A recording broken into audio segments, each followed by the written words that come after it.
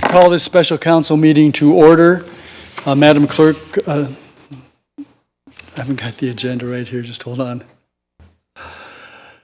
The roll call, please. All members of council are present. Mayor Redekop. Thank you. There are no announcements, but there is an addenda this evening. This is obviously a special council meeting called in light of the announcement by Niagara Health with respect to the significant reduction in hours of our urgent care center commencing July the 5th this year. There is an addendum. The initial resolution that accompanied the agenda has been expanded to include a provision whereby we direct the CAO to take some action relative to a business case to make sure that we can address the long-term healthcare needs of the residents. If this resolution is passed, that will be an action item that the CAO will be responsible for carrying out and then reporting back to us no later than the end of July, as specified in the resolution. And we've also added in the addendum another party to which this resolution should be delivered, and that is the Niagara Health Coalition, and we will be keeping them in the loop as we move forward with this. So having said that, are there any declarations of pecuniary interest? There being none, we have some new business items, and Councillor Christensen, you have the first resolution. Moved by myself, seconded by Councillor Flagg, that Council receives correspondence from Niagara Health dated May 31st, 2023, regarding keeping Niagara Health's emergency departments open for information purposes. Are there any questions or comments? Councillor Dubanow. Yeah, thank you, Your Worship. Just a very quick comment, and I've discussed this with you, Your Worship, as well as some other members of council. The media release, and I just want to mention this for anyone who is unaware, Niagara Health has been mentioning continually 10 a.m. to 10 p.m. daily, and I think it's important to put some clarification on that, and I wish Niagara Health would be a little more transparent with this. Because the information that I received directly from Niagara Health when I posed this question to them is that actually last registration at the Douglas Memorial Urgent Care Center will actually be at 8 p.m. So when a store is open until 9 p.m. or 10 p.m., typically you could walk in there at 9:55 and, it might tick off the staff, but they can still accommodate you for a few minutes and then they stay behind, close the store, do what they got to do. So when I see hours listed here that say 10 a.m. to 10 p.m., I think, okay, the service is available until 10 p.m., but it's actually not. It's only until 8 p.m. So I'm wondering, I'll just leave the comments at that. I think just getting this on the record and mentioning this for Fort Erie residents is very important. And as much as it may look better to say that it's going to be open for 12 hours, I think it's more important to be transparent and ensure that residents in the community realize that last registration is actually at 8 p.m. And that's why I wanted to mention that in response to the correspondence, Your Worship. Thank you. Yeah, thank you, Councillor Dubanow. And following up your message to President Guerrero and the response that you received from Ashley Babcock, I did raise that issue for clarification. I did receive a phone call back, and one of the senior staff members with the president did indicate to me that she would have to get back, because you're quite right, there's conflicting wording in the response that you received to the point that if someone showed up at urgent care after 8 p.m. And they needed urgent care, they would be treated. Well, what does that mean and what does that look like? And so that's, just to make things a little more confusing, that's an issue that really the public needs to be aware of fully, because we don't want people showing up at 8:15 only to find out that they can't get care. But I think we have a major education initiative that we need to undertake in conjunction with Niagara Health to make sure that at least our residents are well informed as to what they can expect where. And so thank you for raising that. Any other, Councillor Noyes? Thank you, Mayor Redekop, and I'm knowing we are receiving this for information purposes, but I did want to comment on a few things that I think are part of the letter, is that I think that this situation we're finding ourselves in, unfortunately, is a self-fulfilling prophecy. As our services keep getting removed or have been removed from the hospital the last several years, the number of people visiting the site are decreasing, and because we only have so many people coming, then we're getting further cuts. I also think that the province's disjointed and contradictory approach to healthcare is a part of the problem in regards to privatization that they're pushing forward with, because dollars are going to be reallocated from existing NHS. So we're going to see the problem with being able to fund what the NHS currently has, now in competition with privatization. But even more important, there's going to be competition for the human resources will increase, and that will then increase the void for trained professionals. And one of the reasons we're losing hours at our urgent care is because they don't have the trained professionals. So as privatization starts coming down the road and they start competing for the same people, we're going to have more of a problem, or we're going to see more closures. And the other thing I'm hoping that the NHS did in the wintertime, when they did close our urgent care, they did provide transportation for those hours that it was closed. So people who could not drive, down the Queen Elizabeth, did have transportation to the existing site where they could get treatment. And I would encourage the NHS to consider that as an option. Thank you. So just for clarification, Niagara Health didn't provide that transportation. That was provided through the region. And that was, Sorry, the region. That was about a $30,000 output for them. Any others? Then all in favor of the resolution? That is carried. Next resolution is Councillor Noyes. Thank you, Mayor. Moved by myself and seconded by Councillor Dubanow, that Council receives correspondence from the City of Port Colborne dated May 31st, 2023, regarding the reduction of hours at Port Colborne and the Fort Erie Urgent Care Centre. Are there any questions or comments? All those in favor? That is carried. That takes us to a motion that's on our agenda, and Councillor McDermott, you have that resolution. Thank you, Your Worship. Moved by myself, seconded by Councillor Noyes. Whereas the town of Port Erie has experienced continuously reduced hospital services since the provincial government implemented the hospital restructuring plan in 1998, and whereas on May 31st, 2023, Niagara Health announced that they are reducing the hours of operation for the Fort Erie and Port Colborne urgent care centers by half as of July 5th, 2023.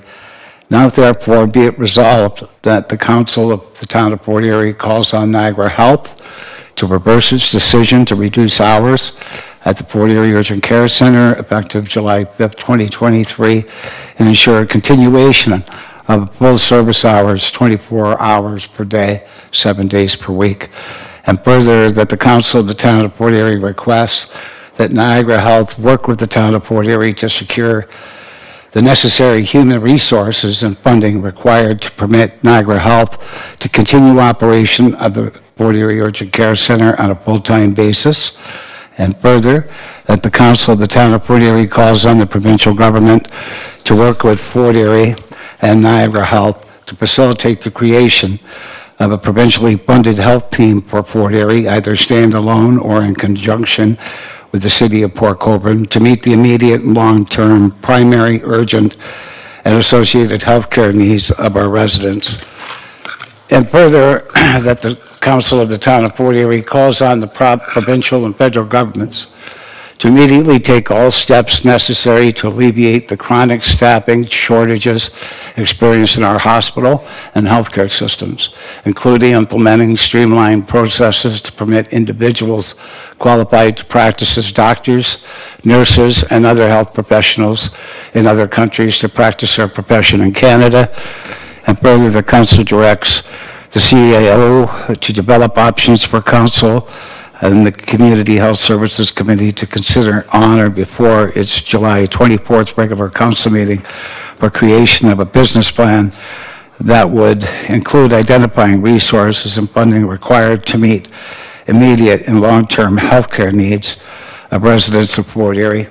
And further, that staff deliver a copy of this resolution to Ontario Premier Doug Ford, Ontario Minister of Health Sylvia Jones, President and CAO of Niagara Health Lynn Guerrero, the Board of Directors of Niagara Health, Prime Minister of Canada Justin Trudeau, Minister of Health for Canada Jean-Yves Duceppe, Mayor of Port Colborne Bill Steele, Region of Niagara Chair Jim Bradley, Niagara Regional Councillors, NPP Wayne Gates, and all other Niagara members of Provincial Parliament, members of Parliament for Canada, Tony Baldinelli and Vance Badaway, and all other Niagara members of Parliament, Executive Director of the Fort Erie Native Friendship Center, Jennifer Dockstader, Executive Director of the Niagara Chapter of Native Women, Wendy Sturgeon, members of the Fort Erie Health Care Services Committee, Niagara Health Coalition, and all municipalities in Niagara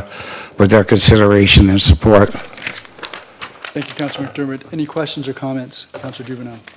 Yeah, Your Worship, just very briefly, I know that this is typically an issue that would involve our provincial member of provincial parliament, Wayne Gates, provincial premier, Ministry of Health, but I just want to mention specifically our own federal member of parliament, Tony Baldinelli. He actually had mentioned during some of his statements, including in the House of Commons, about the barriers to being able to bring foreign-trained healthcare professionals and being able to have them work in Canada. And this has been a challenge going on for decades. I remember when I was a kid, and I'm not as young as I used to be, but going back, decades, that this was something we continually talked about to deal with our human resources issues in healthcare, and how it seems this is always happening. Whether it was the brain drain in the 1990s where doctors were moving to the U.S., or whether we have doctors coming here now and we're not willing to certify them for whatever reason, this is a real challenge, and it's crunch time. And, when we have government officials talking about uncomfortable words when it comes to healthcare, and I mean, it's a word that starts with a P, we're putting the cart before the horse, because we have professionals who have been trained, not necessarily in Canada, but trained in countries that have the same quality of healthcare education that we provide in this country, and we have barriers to getting them to work, and they want to work, and they're not able to. So maybe before we have, getting into some of the more, dare I say, novel, un-Canadian ideas when it comes to healthcare, and maybe that's a conversation we need to have. But before we have that conversation, let's get the professionals who are able to work and able to actually provide services to their community. Let's get them working, because if Niagara Health is claiming that they don't have, however many hours are missing, this seems like a no-brainer to me when we have professionals who are willing to work and they're not able to. So I just wanted to mention that because this is typically something individuals think of as a provincial issue. Municipalities work with the province to do this, but there are federal issues that are affecting this as well. And we don't talk a lot about the members of parliament that are conveying these issues at the federal level. I just wanted to mention that because I think that is a very important issue right now that may maybe not solve the issue, but certainly help. And at this point, if we're discussing the issues we are, it seems logical to me that when we have people who are willing to work, we allow them to work. And I just wanted to mention that, Your Worship. Thank you very much. Yeah, that's fair enough, and this has been a long-standing problem. It is a federal issue in some respects, but the granting of qualifications is a provincial jurisdiction, and so the province, and there are a variety of professional organizations, not just doctors, it's lawyers, architects, engineers, et cetera. This happens to be the one, though, that affects people directly in terms of their own lives, and so the resolution does speak to the federal and provincial government having to work together on this, and we certainly would encourage that. But you're absolutely correct. When we hear that there are young Canadians learning to become doctors in Ireland, and they've got to go through hoops, really? Yeah. Anyone else? I just want to say that, and I want to thank all members of council for being here this evening. Councillor Lewis, you were the first councillor to raise the prospect of a special council meeting, whether we were considering that. This has been put together rather quickly, but the final part of the resolution, which deals with directing the CAO to come up with some options for us, really should be fed by, and the CAO will acknowledge this, the actual urgency. This has been a train that's been on the tracks for 25 years, but we're now getting to the point where, with all the service cuts that have taken place, now we're beginning to see the actual termination of the services that we have known in this community from the Douglas Memorial Hospital since 1931. And so now it's becoming rather urgent, because while we thought we maybe had until the new hospital opened, looks like maybe that's not the case. And so I know that we've had a lot of conversations, the CAO and I, about how we're going to move this forward. There will be some information coming forward before the end of July. We'll have to consider how we do that, what kind of resources we're going to need, and which partners we can rely upon between now and then moving forward. So all of that will be taken into consideration. We're now at, while it's been an all hands on deck situation periodically over the years, we are now at the all hands on deck for the next 2.5 to 3 years to make sure that we've got something in place. And I'm counting on all of you. Some of you have a little bit more expertise in the healthcare field, but we're all, we are the individuals in this community that the residents are looking to. I also wanted to mention that Regional Councillor Tomlinson is here. He'll have to be part of whatever we do going forward, and the region will have to be involved as well. But the residents of Fort Erie aren't looking to Niagara Health, and they're not necessarily looking to the province of Ontario to help their long-term care needs. I think the residents are looking to us, so we need to make sure that we do what we can to fulfill their expectations, and I know that we're all committed to doing that. If there are no other comments, sorry, Councillor McDermott. I'll be short, Your Worship. I think the whole thing, going back to 2008, when they come up with their plan, which was called the Hospital Improvement Plan. Hospital Improvement Plan. So all the plans brought forward to our community failed miserably. I didn't even think half the stuff in the improvement plan, well, there's nothing here to improve our services. This is where the plan generated, right here. So that didn't help us. I don't know how many times former Mayor Doug Martin, myself, and Russ Wilson spent up at Queen's Park, but we might as well had a room, because it was like constant all the time. We had a unfortunate death by accident, and we had that back in I believe it was 2009, which was quite a horrible thing where you lose somebody, and there was an ombudsman report about that. So the Lynn spin, what it was called, was critical of the way the NHS was restructuring. Said it was behind closed doors and without any input from the community. The death of this individual caused a jury to come up with 27 recommendations. I'm not sure how many were actually dealt with, but there was 27 recommendations. So any plan that's been brought forward here has affected us in a bad way. And where we sit in our geography, people forget that we're here. And I don't get that, because we're a gateway to Canada here. We should be doing much better than what we're doing. And to think that you can leave a potential community of 40,000 people with a Band-Aid station, and that probably would have to be created by us, is a little bit ludicrous in my view. So here we are. We see this happening all throughout small communities in this province. So we've had a number of failures. And I don't just blame the Conservative government, I blame the Liberals as well. None of them have been able to get around healthcare to make it equal for everybody who deserves it. You know, you pay the same taxes as other people. You should be getting the same type of services. So, you know, we have to keep reminding these folk, and when we go to AMO, I think we have to be very vociferous in the fact that this should not ever stand anywhere in this country. I mean, we're a much better country than this. And unfortunately, all the plans that come down the pipe, we've been through 3 CAOs since I've been around, sticking my nose in the healthcare business. The results are all the same, detrimental to our community.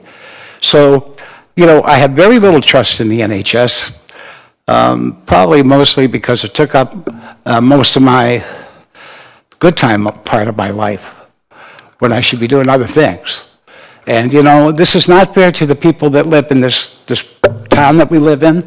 And it's not fair to other communities who might feel their angst. They're losing their emergency. But you know what? We've lost our emergency. We've lost our hospital. I mean, and now this. How fair is that to any individual that lives here? So, am I outraged? Damn straight I am. Because we're here to be tools of our community to figure these things out and other different municipal things. And these things just make it very much difficult for all of us. So, you know, eventually we're going to have to get all hands on deck and then remember our names. I'll tell you that when we go to these places to talk about healthcare, because there is no way that this council should let this stand. And I know all of us, no matter how much we debate each other on other issues, are pretty damn solid on this one. But that's all I got to say right now, Your Worship. But all I can say is that I think people need to know we're as outraged as they are. And we're not going to be sitting on our fannies this summer for sure. Thank you. Yeah, Councillor McDermott, you've hit the nail on the head. We cannot rely on others. We're going to have to be relying upon us to create the Fort Erie solution. Councillor Christensen, did you have your hand up? Yes, Your Worship. Councillor McDermott has reminded me of a few things that I think need to be said. I remember a conversation just after I met you, Your Worship, a number of years ago, when I spoke about the fact that my observations in Fort Erie were that we were poorly served with respect to the allocation of our income tax dollars and consumer tax dollars, which are by far the largest piece of money that I at least give to the government to provide services for me, and that we were getting damn little in return. This is, as someone said, a slow erosion of health services. It is. It reminded me very much when I first saw this of situations where in the healthcare system I've observed there are real concerns about isolated, real rural and northern communities, about ensuring that there is at least an attempt to give some equity despite all of the challenges. And what I see here is that as a small urban rural community, we have systematically been robbed over 20 years of the resources that our residents put in, and we are continuing to be robbed. I'm not pointing fingers, I'm simply making an observation based on evidence. I'm not going any further, Your Worship, because I'll get really upset. So, you know, the last time we spoke about this, you told me you were getting so angry you could hardly speak. Well, you've obviously overcome that. Anyone else? Councillor Lewis. Thank you, Your Worship, and just a couple of comments. Also, thank you for calling the special council meeting tonight. There's no doubt this is a health crisis and something that I think we need to send an immediate message to those in a position to implement change on. Healthcare should not be political. A couple of our colleagues tonight have mentioned the tax example, and I agree with that completely. And it's outrageous for me to think that in order to make your emergency rooms work in your health system, that you have to close urgent care centers. And that part I just find very difficult to follow. And I think what we have here is immediate concerns, which is the hours in which the operations of Douglas Memorial are operating or not operating under, and then where we go from here, because I think we can all see where this train is heading. But what baffles me, and Councillor Dubanow brought it up earlier, is what I'm going to call the deliberate misrepresentation of the hours, because that's exactly what it was. So those are my only comments. I do support the motion. Thank you for toning down what I had suggested to you last week, but that was a 0 to 10 moment at a late hour. So we may still go there, but this is much better. 0 to 10 is good. It has its place. As you say, you have to work up to it. Councillor Dubanow. Yeah, thank you, Your Worship. And I just want to touch... Oh, yes. You've already spoken. Is there anyone else? Okay, Councillor Dubanow. I spoke before, but, Councillor McDermott, Councillor Christensen, and Councillor Lewis, touch on some important issues. Particularly, Councillor Lewis mentioned what I mentioned earlier about the misrepresentation, or at least in the way I put it was, to have the transparency to at least be upfront about, the true hours of service. And when this comes down to it, I think fundamentally it's an issue of trust. And, I had heard some comments from, other councillors about other communities seem to have, more comments, more outrage on social media. And I think that the reality is that Fort Erie residents are so used to this happening and getting the short end of the stick that it's just, another day at the end of the QEW. And to highlight the feeling of betrayal, and that's what this is, because Fort Erie residents pay the same amount of taxes, they pay the same, HST, income tax, we pay all the same taxes, and yet it's been death by 1,000 cuts to Douglas Memorial Hospital for the last 26 years. And to highlight that betrayal, and I choose that word specifically, my son was born in 2012, and some of you at this horseshoe may already know this story, but I've mentioned it at Healthcare Services, but I'm going to share it with the entire community. My son was born in 2012. He was born at Welland County General Hospital because we didn't have an obstetrics unit at Douglas Memorial Hospital anymore. So he was born in Welland. And it was a traumatic birth that went on for quite a bit of time. And he ended up being carried in the local NICU for about 2 weeks after with he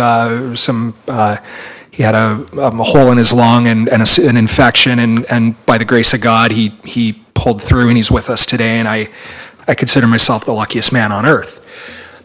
But the betrayal is as I'm walking through that unit in Welland, and I'm seeing the bassinets and the incubators and, movable end tables that they put next to the bed. All over them, I see property of Douglas Memorial Hospital. They took what we built here in our community. We pay the same taxes. We pay everything the same as everyone else. And this community has a history of pulling together to provide for the needs of our community through fundraising. Look at the bingos we've had and the way we fund programs. That's what we do. And community members came together to pay to fund these items in our hospital. And Niagara Health took them and put them elsewhere. And I never... And being a younger guy and not having the same connection to the hospital that some residents did, I never fully grasped. It's a hospital. You're up 10 minutes up the highway, whatever. That was the moment when it all made sense, and why I understood the anger, the frustration, and the belief that we are getting the short end of the stick. And I almost said something worse there, and I apologize. I caught myself before I did. It's a betrayal. because residents worked so hard on this hospital, funded it, an auxiliary, and then Niagara Health came in with the hospital improvement plan and they took it all away and they sent it elsewhere. That's the worst part of it all. They sent it elsewhere. And I'll never forget that. And I wanted to share that, Your Worship, because that, to me, when you see property of Douglas Memorial Hospital, they didn't have the decency to scrape it off as it's sitting in Welland County General Hospital after the hospital improvement plan. So I just wanted to share that, Your Worship, and it's just something that concerns me, so thank you. I think that your comments about betrayal are certainly felt by many in Fort Erie. The example that you used, unfortunately, the Douglas Memorial Hospital Board itself determined to discontinue obstetrics in Fort Erie, and that was even before the hospital restructuring plan. However, I think it would have been more sensitive had they removed the designation. Yes, and as you know now, you can't. There's only one place in Fort Erie where you can give birth in a hospital, and that's in St. Catharines. Anyone else? If not, then I'm going to put Councillor McDermott's resolution on the floor for a vote. All those in favor? That is unanimous, and I thank you all. Councillor Flagg, you have the resolution regarding first and second reading of the confirmatory bylaw. I do, Your Worship. Moved by myself, seconded by Councillor Christensen, the bylaw number 97-2023 is to confirm the actions of council at its special meeting of the council held June 5th, 2023 is given first and second reading. All those in favor? None opposed, that is carried. Councillor Lewis, third and final reading. Thank you, Your Worship. Moved by myself and seconded by Councillor Christensen that bylaw number 97-2023 is given third and final reading to be signed by the mayor and the clerk under the corporate seal. Are there any questions or comments? All those in favor? None opposed, that is carried. And now we're getting to something that is familiar to me. Yeah, Your Worship. Moved by myself and seconded by Councillor Noyes that council adjourns at 6:33 p.m. to reconvene into a regular meeting of council on June 26, 2023. Thank you. All those in favor? That is unanimous. Thank you all.